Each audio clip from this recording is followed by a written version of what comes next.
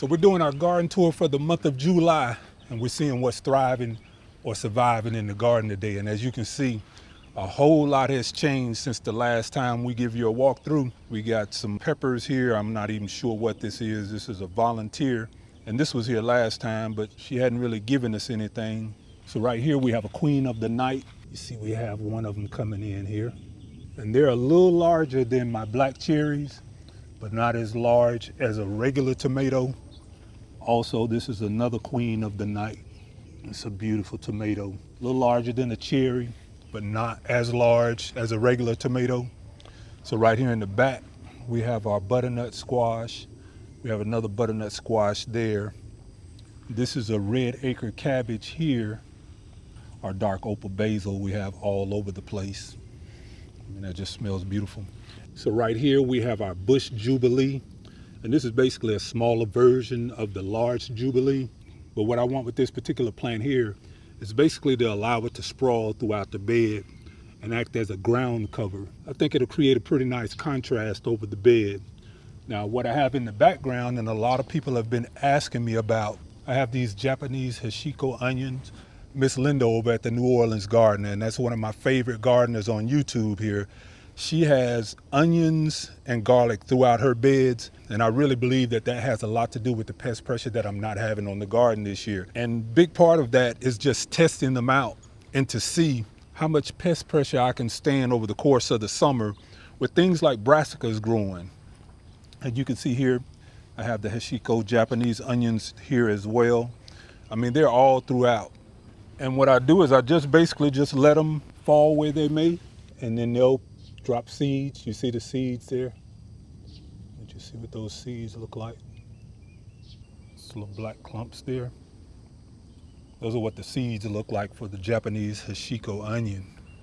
And I just let them grow wild. Wherever they drop, that's where I want them to grow. And I really think that that adds a lot of protection for pests, because here we have our blue collards, and you almost have no pest pressure at all. Now, I'm not saying that this is going to be a one-all fix-all, but it definitely helps. And I can't tell you enough times that I got this idea from watching the New Orleans Gardener, Miss Linda. And you'll see where I had a little run-in with the deer. I forgot to turn my gate on, and they came in and ate all my Swiss chard down. And I had those in there for the color with this particular bed here. Purple tree collards here. Once again, very little pest pressure. Another purple tree collard here, very little pest pressure. A blue collard here, very little pest pressure. Like after it rains, you can really get a good aroma of those onions throughout the garden. And I really think that that helps a lot, because how the insects basically find your plants is through smell. And if these onions are giving off that aroma, it disguises the scent of the plants that the insects actually are attracted to, which makes it a little harder for them to find. And that's the reason why, again, we have these Hashiko onions everywhere throughout the garden. And my initial goal is to do this throughout the entire garden, not just these beds. But since the brassicas are the one thing in the summer that most people look for the insects to really take to, I think this is a perfect testing ground to see if this principle works, so that I can take these and grow them all throughout the year. Not only are they perennials, but they split. You see right here, these are two different plants now. I go in and I pull the whole plant up, split it, take it, move it to another bed, and put it back in that spot there. And again, that's the Hashiko Japanese onions. And we'll go over here to our other bed.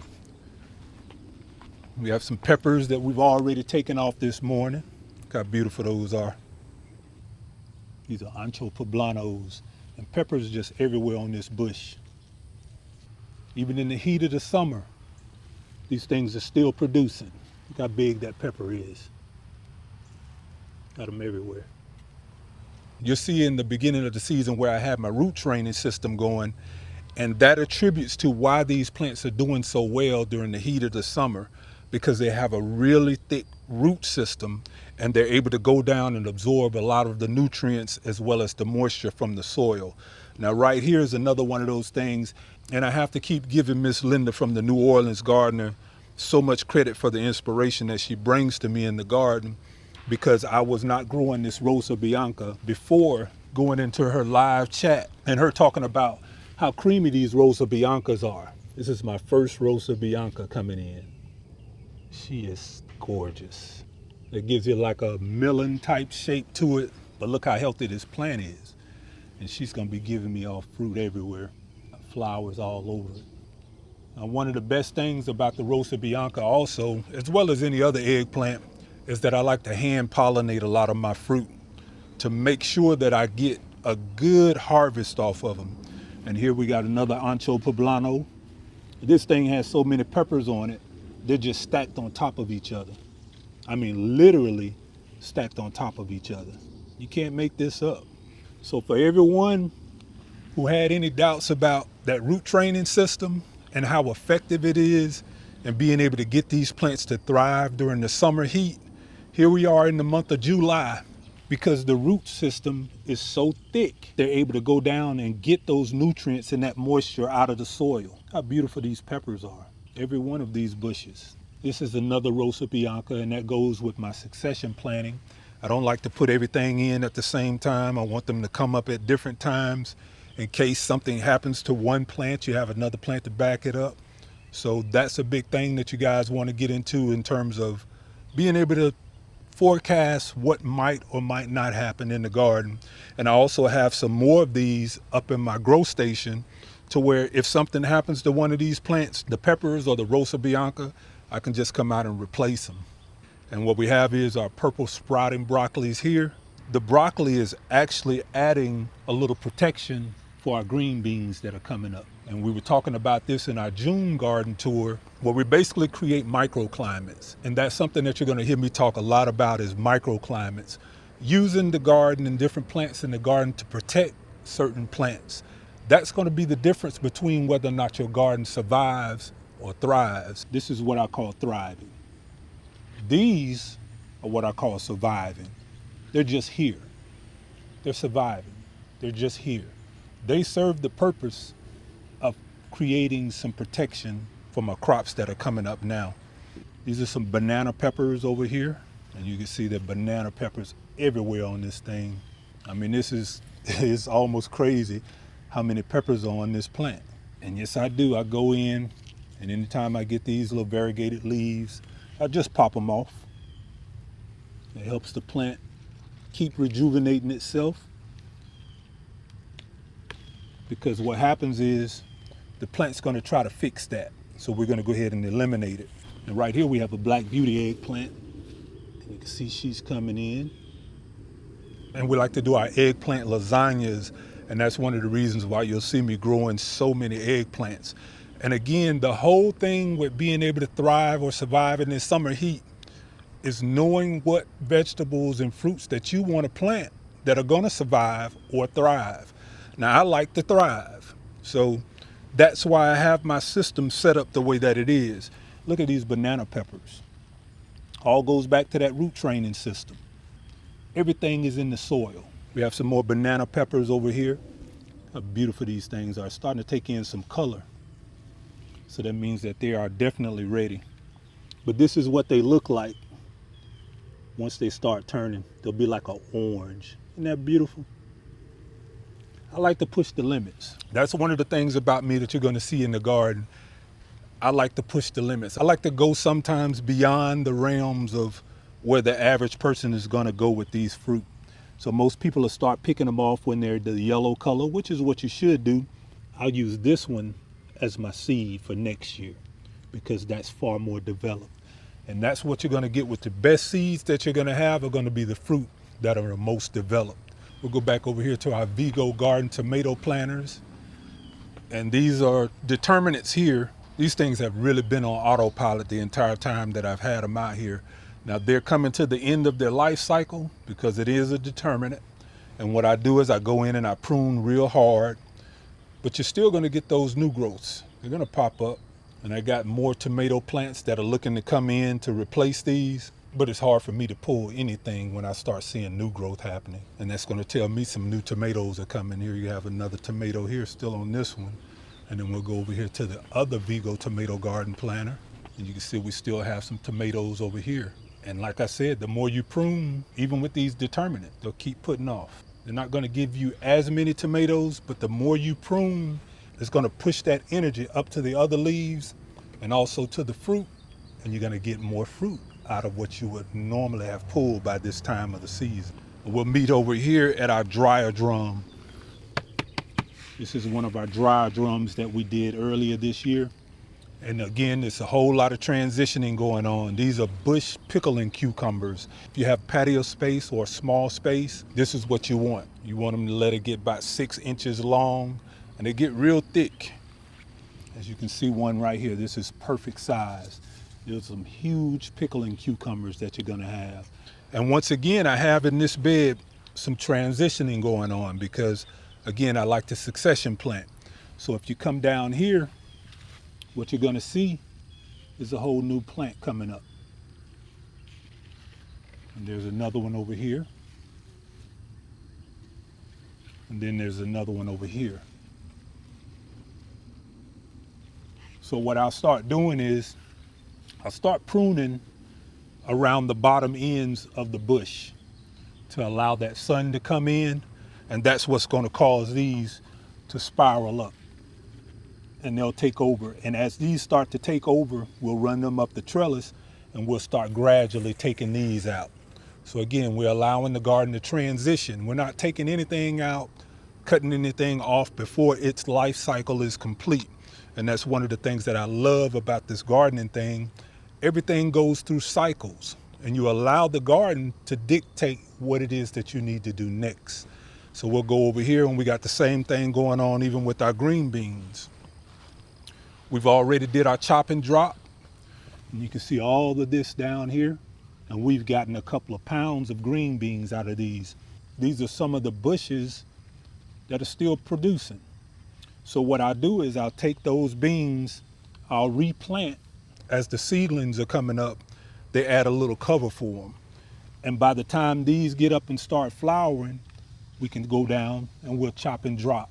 And that adds that nitrogen back into the soil that rhizobium bacteria that we love talking about adds into the garden.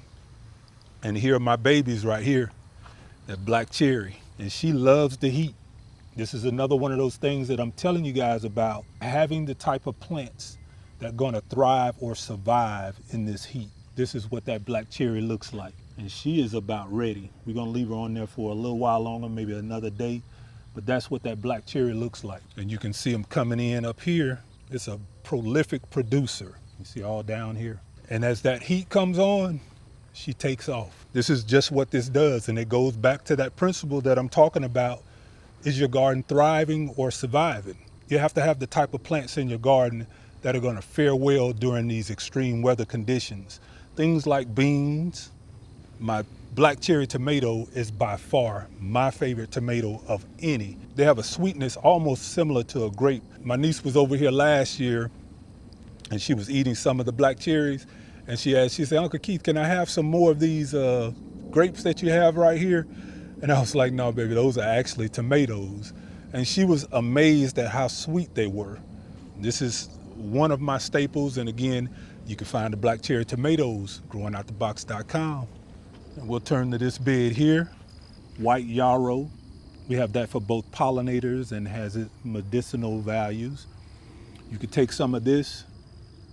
I think I mentioned this in the last video. If you're having a toothache, basically wad it up, pack it in that tooth, and it'll numb that toothache. The yarrow is also excellent when it comes to composting. It's a compost accelerator, and it helps break down that organic matter in your compost pile. So I use a lot of the yarrow in my composting. I want to send a shout out to Mike's Chaotic Garden for this, because this is a fish pepper. And these are some of the seeds that he sent me, Mike's Chaotic Garden. And you can see this thing has peppers all over it. These beautiful variegated leaves that it has. And right here, we have a paprika. Look how beautiful these peppers. Look at that color. I mean, that is a vibrant color. This is a cutting from my Goliath tomato, and you can see it's putting on new growth, and it also has a tomato down there. Now the Goliath tomato is the determinant. So she's gonna give you so much and then she's gonna quit on you. And the Goliath does not like a lot of sunlight. When we're talking about thriving and surviving in the garden, These are my thrivers, and the Goliath is a survivor when it comes down to this summer heat. Once again, you'll see I have my Hashiko onions established in this bed. We have another Rosa Bianca, and again at different stages, so we're not harvesting all at one time.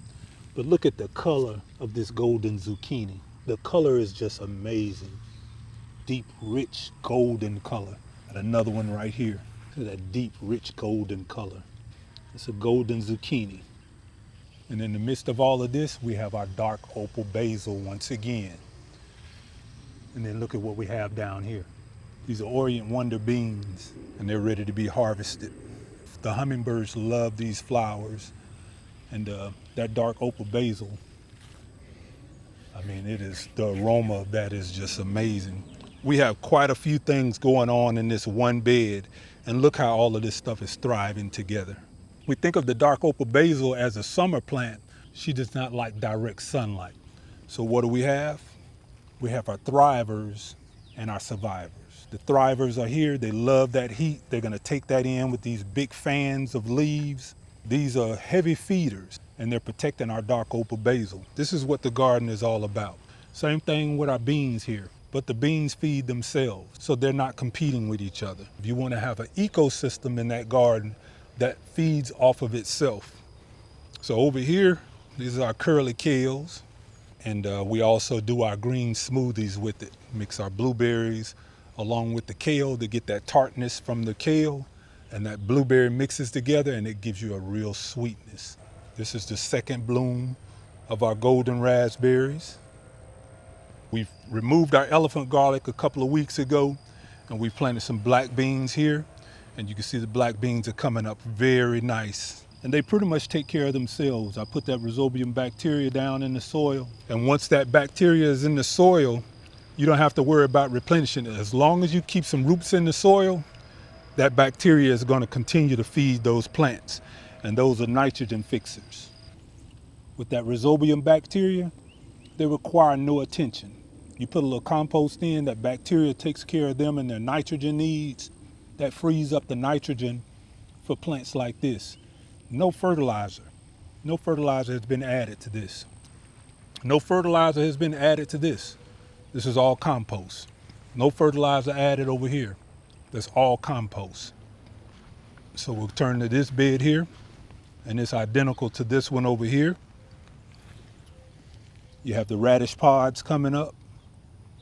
Same thing. When they're dark green like this, they're perfect for eating. And then you also have the flowers, which brings in your pollinators. Okay, we got my first beans coming in. Royal burgundy beans. See, they're coming in.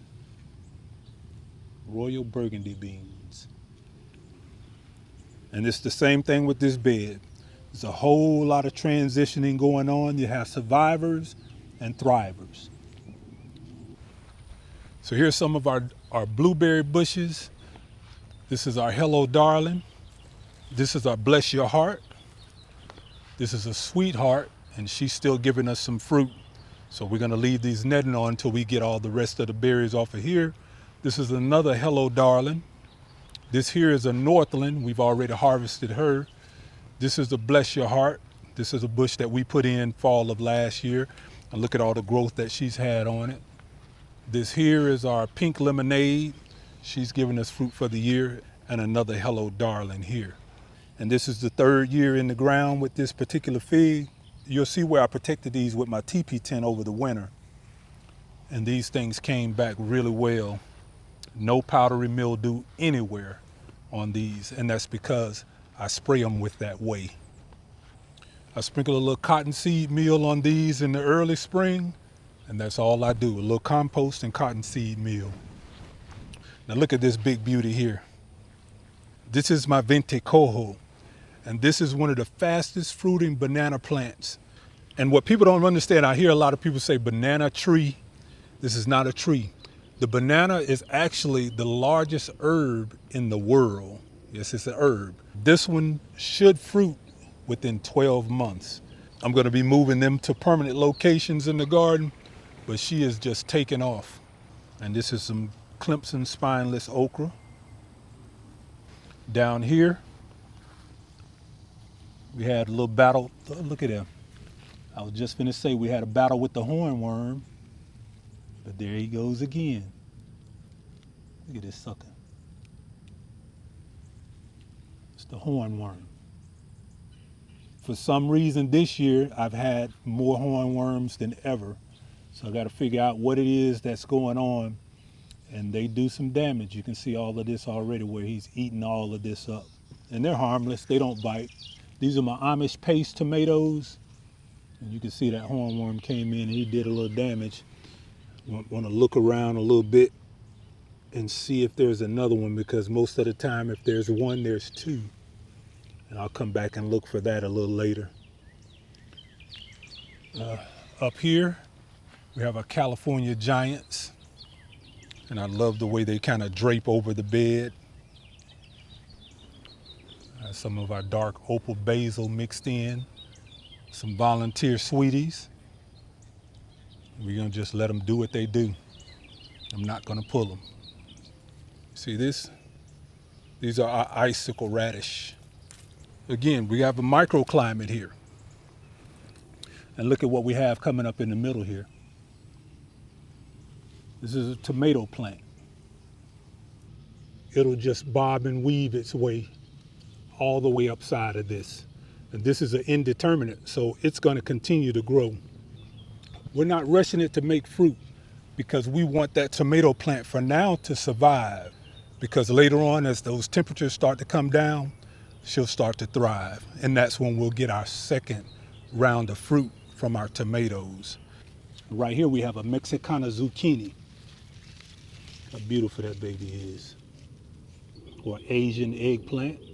And we use that to make our dips with. It's like similar to a guacamole dip. Over here we have our pink-eyed purple hull peas. And you can see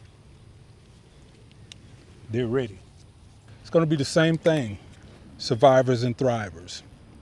So as these are giving me beans, I'm going to turn right back around, and in every little open space, I just go down, push those in, cover them up, and I'm going to let those come back up again. So as these are being harvested, we'll do a chop and drop, and we have survivors and thrivers all over again. That's a shooting star. Now this is a combination between the Black Beauty and the Rosa Bianca. The shooting star has like an oblong shape similar to the Black Beauty, but has that same color pattern that the Rosa Bianca has. Here we had a Mexican zucchini that the vine borer got a hold of, but that's okay, because we had another squash plant ready to go.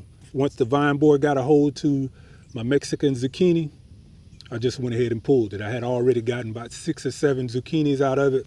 Went ahead and brought out this brand new yellow squash. She's gonna take over this space. Also have some leeks coming up here. And that's for a little pest pressure. This is one of our obelisk trellises here. There's a spiritual tone to this as well, and everything around the garden, I try to have some type of spiritual tone to it. It represents that connection between the heavens and the earth. And a whole lot of the things that I do here are centered around just the natural gravity of life. And that's what the garden represents to me. But it's just growth mentally, spiritually, emotionally, and physically, to be able to be out here and to do the things that I do in the garden. And that to me is a blessing. And here we have another one of our Georgia candy roasters. And this one's a little older than the other one. And you can see she has fruit popping up everywhere on here. And these will get anywhere from 24 to 36 inches long. You can see we have fruit everywhere on here. Now I had one on here that was 20 inches long, and I let it fall off, popped off the vine, but that's fine. We're gonna keep it moving. Right here we have another one of our Carolina Reapers, 2.2 million Scoville units. She likes the heat, so as the summer really gets on, that's when she'll start to put on her fruit. Right here we have a yellow pepper, and you can see fruit everywhere. Beautiful fruit, beautiful healthy fruit. Right here we have another one of our Black Beauty eggplants. She is beautiful. She's putting on some good fruit over here as well. that. It's our black beauty eggplant. And this is one of our bush delicatas. Now this is a gorgeous squash right here.